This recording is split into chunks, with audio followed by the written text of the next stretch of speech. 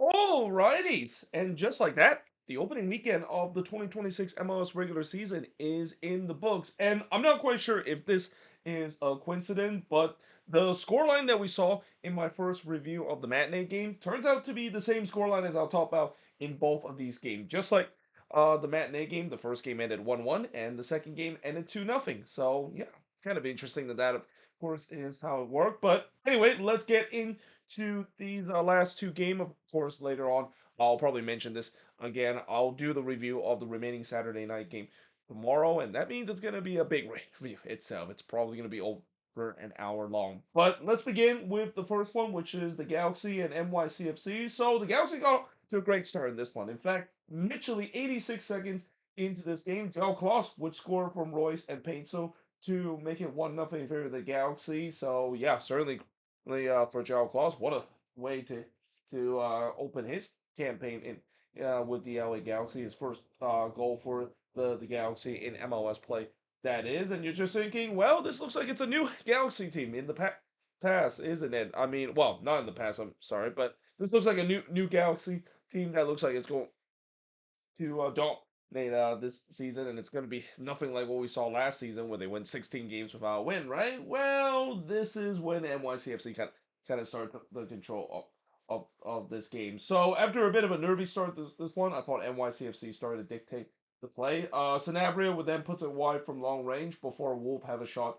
That was the or Wolf had the first shot of the game, but he missed wide there in the 12th minute. Peck would then hits one that wasn't actually handled by Freeze, but he got away with one there. I thought NYCFC backline and Freeze was really shaky early in this one. I mean, there were some grade A chances for this Galaxy's side, and some of those chances was because of bad mistake that NYCFC was making at the back.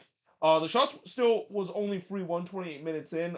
Fernandez Markel would then puts one into the stands before Royce would hits one that was once again spilled by Freeze, but fortunate that he is Gatter. And, I know this is early in the season. And also, I want to mention that, the sun was definitely a factor early in this one. Freeze was pretty much looking directly into the low late afternoon LA sun. So maybe that might kind of play a big part of why the fact that he was very shaky in the beginning of this game. And if that is only the case, then, I don't think that's a big worry for NYCFC fans. But if that's not the case, oh boy, this could be the only problem for NYCFC, but also for the U.S. men's national team as well, because I think it's safe to say that Matt Freese probably will be the starting goalkeeper for this U.S. men's national team. I mean, the other option that they have is Matt Turner, but as we'll talk about tomorrow in my look of the busy Saturday night action, I don't think Matt Turner is probably going to get the starting spot for the U.S. Heading into the World Cup in just a bit.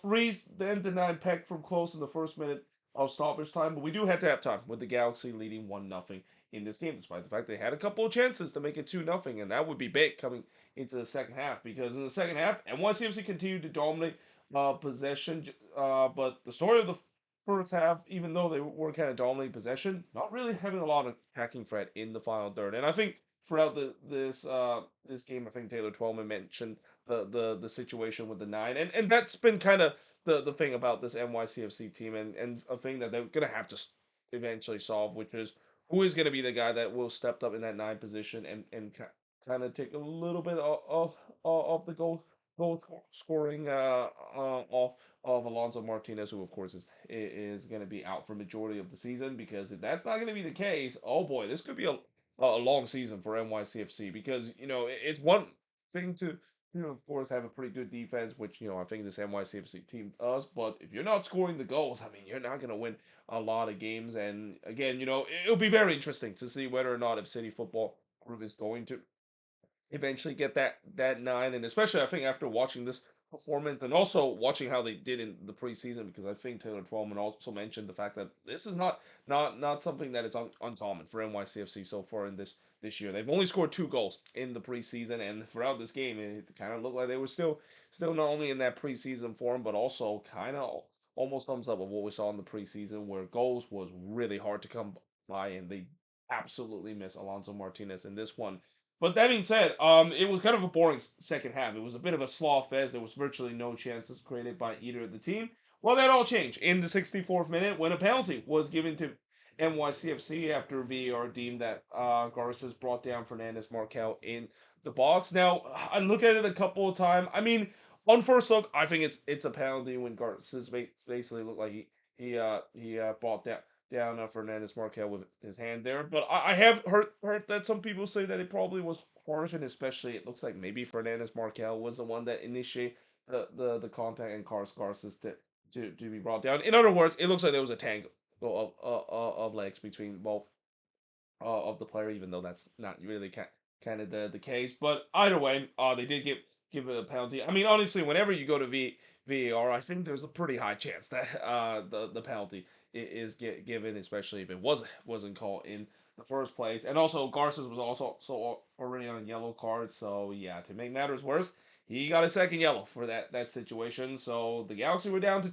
10 men. NYCFC had a penalty. Fernandez Markel had a chance to bury it, and he does. So that ties the game up at one apiece. O'Toole then puts it just wide from long range, and then he puts it over from close in the 70th minute. But you just kind of had a sense, for NYCFC, we already know they were dominating possession. It's about to get more dominant when it comes to that now that they have a man up, and it just feels like a survival mode for the Galaxy, who are just trying to hold on for a point in this game. It is not very often you see the Galaxy, especially play at home, where they're just kind of getting pinned back throughout this game. I don't know if that's kind of the strategy that Greg Vanny's gonna do for the rest of the season. I mean, I guess the reason why maybe he changed that tactics is they do look threatened whenever they go on the transition. I mean, when you have both Tech and Painter go on the transition, it kind of makes sense why then they play more of a counter attacking style. But at the same time, if you're not able to spring those counter attack, you're getting just pinned deep throughout the game, and that's kind of the problem for the Galaxy in this one. They were just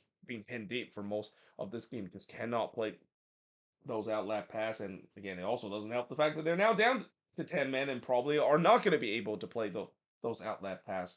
Though they did have a chance in the 71st minute when Painso crows it right to Freeze before Parks would heads it wide from close in the 79th minute. What an emotional moment it has to be for Keen Parks. A long road to recover with all sorts of health issue that he's been having. Great to see that he's now back on the pitch. Wolf would then puts it wide on the volley. NYCFC continued to push forward the lead. There was a shout for a penalty for NYCFC not given. But then the second minute of stoppage time, Fernandez Markel just puts this one wide from long range. This definitely would have been in contention for goal of the week because he absolutely tattooed that one. I mean, Mikovic, he was pretty much frightened that was going to go wide because he was completely flat footed there. And fortunately for him, it did go wide. And in the end, it ends in a 1-1 draw in this one. The shots in this one, 8 shots for the 10 that NYCFC had, 1 shot on goal for the 7 that the Galaxy had, 1 shot off target for the 7 NYCFC had, 2 shots that was blocked for the none that the Galaxy had, and possession-wise, 61% possession compared to 39% possession the Galaxy has in this game. And I don't think either of these sides is going to be very happy with this result. I mean, for the Galaxy, besides what they did in the first 10 minutes, I mean, they look very stale going forward. And again, I don't know, is this maybe because of the way that they went with a more defensive approach in this one, something that we don't really see a lot last season under Greg Vanny, even when they were struggling. And then for NYCFC, again, the struggle in terms of not having that potent goal scorer of this team, this is going to be something that they're going to have to try to figure out. And if it does drag on for these next couple of games where they continue to have problem in terms of goal scoring, I would not be surprised if City Football Group will maybe start to make the panic move and maybe trying to get the knife. Because despite the fact that I think what Taylor Twellman also said that they might wait until the summer, I don't think they can really afford that, especially with the way that they can continue if they continue to struggle in terms of going forward and finding that potent goal scorer that they dearly miss Alonso Martinez this season.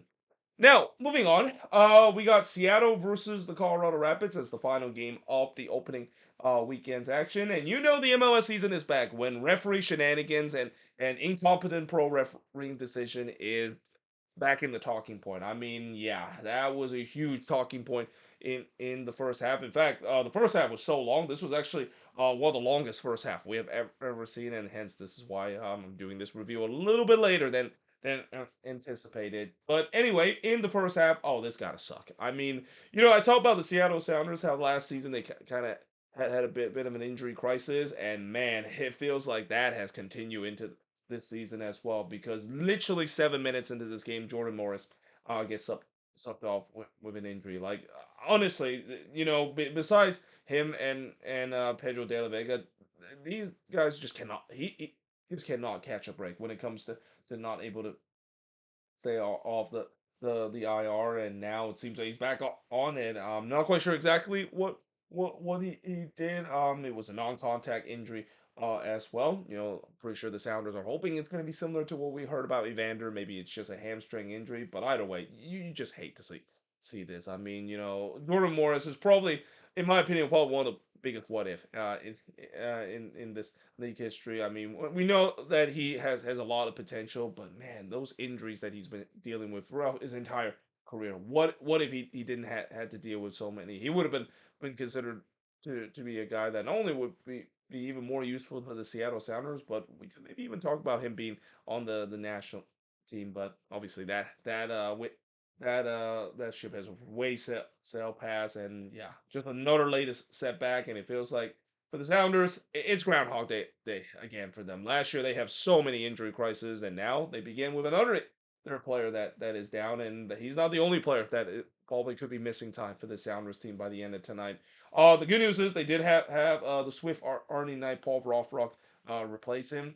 There was no doubt that Seattle dominate the possession, but they weren't really creating too much chances. I feel like they were just kind of having a little bit of feeling out period. But at the same time, the Rapids, it feels like they were doing a very risky approach of trying to play out of the back. I never like when teams decided to do that, especially against a team that maybe trying to press because you're basically asking for a bad turnover.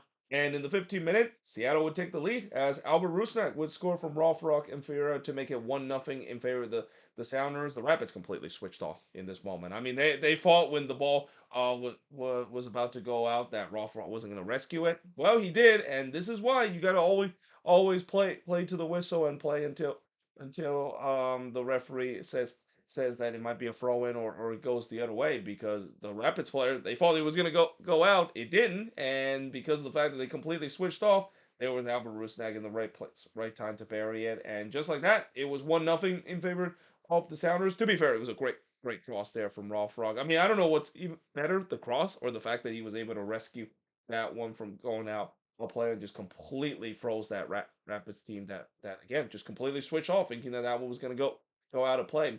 And then it literally was 2-0 when Hassani Dotson put it into the back net. I'm not gonna lie, I did kind of celebrate a little bit when I saw Hassani Dotson score because still a player that a lot of Loons fan love, and that I definitely will still root for my former Minnesota United player, except for a certain goalkeeper right now in Miami, which we'll talk about tomorrow. That maybe made a lot of Loons fans very happy in terms of the performance he did, but. Yeah, I would definitely kind of cheer a little bit when Dotson put it into the back of net. Problem was the goal didn't count, and this is where we get to referee shenanigans, and also where we get to some bad calls by the referee because again it's the MLS season again when we have VAR drama and calls by VAR that are incorrect, and this is an example of it. First of all, they actually said the wrong player that commits the foul. They said Jesus Ferreira was the one that commits the foul, even though he was nowhere near the play in that one. And I'm not surprised that when they panned to Jesus Ferreira, he was kind of completely shocked. I mean, I don't blame him because he was not even involved in the play. But I think it was Di Rosario the one that commits the foul here. It was very soft. I feel like that is really soft. It just feels like it was both players going for the ball there. I don't think there was much into it. And then just 6 minutes later, we had another VAR check, and apparently Noah Cobb was got sent off there after he jumped up and kind of elbow a Sounders player there. But I didn't think there was any malicious intent in terms of that, and not only the fact that I was surprised that the red card was given, even the color commentary. I think Danny Higginbotham was kind of shocked. The fact that it was a red card, and the good news is they did get this one right. They did overturn this, but man, oh man, it just feels like here we go again. The MLS season has begun when we talk about referee shenanigans and talk about the incompetency of pro. I promise I won't talk about it as much as I did in the past, but it's kind of not really mention it when it feels like, yep, here we go again. I wouldn't be surprised this is the last time see some incompetency and also some blown call by VAR that might cost a team a win or two throughout the season, because that's just how this league is. Anyway, 37 minutes in, the possession was 85-15 for Seattle. So yeah, for Colorado, not only the fact that they did not show up in this game whatsoever, it feels like they were still trying to get going in terms of whatever their new head coach is trying to do early in this one. There was a huge shout for a penalty for the Sounders not given. By the way, I'm surprised that the Sounders fan haven't did the ref you suck chant throughout this point, because I thought up to this point they would have definitely did the ref you suck chant because of how bad the refereeing was up to this point.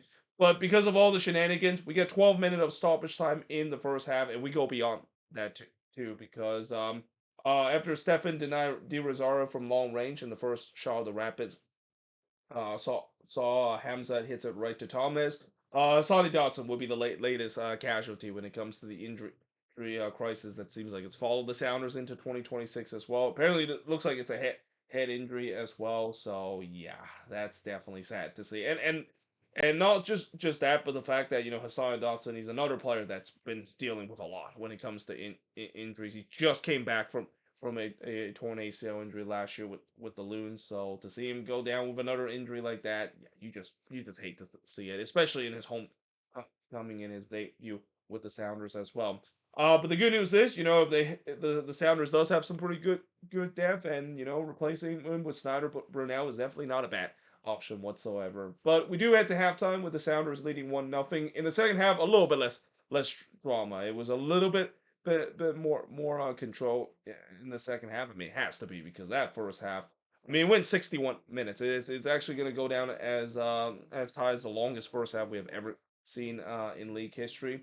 But in the 46th minute, Farah would then heads it right to Stefan before Rusnak puts it wide from close range. Sounders kind of picked up where they left off, trying to get the second goal here. In fact, the shots were 11-2 for the Sounders up to this point, and the 62nd minute, they would get that second goal as Paul Verhoevenrock would score here to make it 2-0 in favor of the Sounders. And yeah, that's when I kind of realized, yep, this game is over. I mean, we did go for a period where not much has happened. The Sounders was pretty much in cruise control in this one.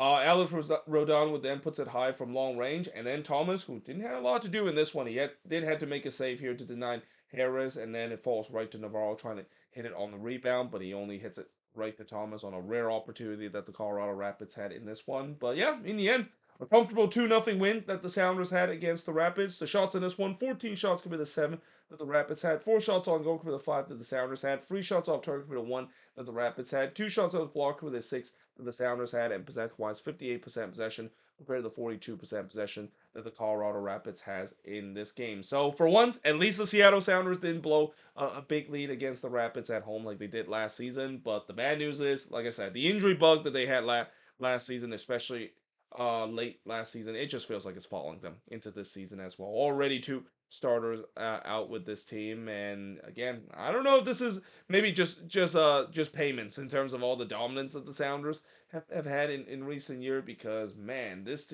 team really in these last season, and even now in the beginning of the year, just cannot catch a break when it comes to the injury bug. And I always say it's the worst possible thing for players to have to deal with throughout the season is suffering injury in the first game of the season, because you work so hard to try to get yourself back to match fitness and basically ready for the new season. So to have an injury like that in the beginning of the year, especially early in this game, and especially you just came back from a long injury, yeah, I definitely want to share my commiseration to those players, and hope that they, of course, will be okay. And this won't be the only time where we talk about in this opening weekend where we see players went down relatively early in the game because of injuries as well.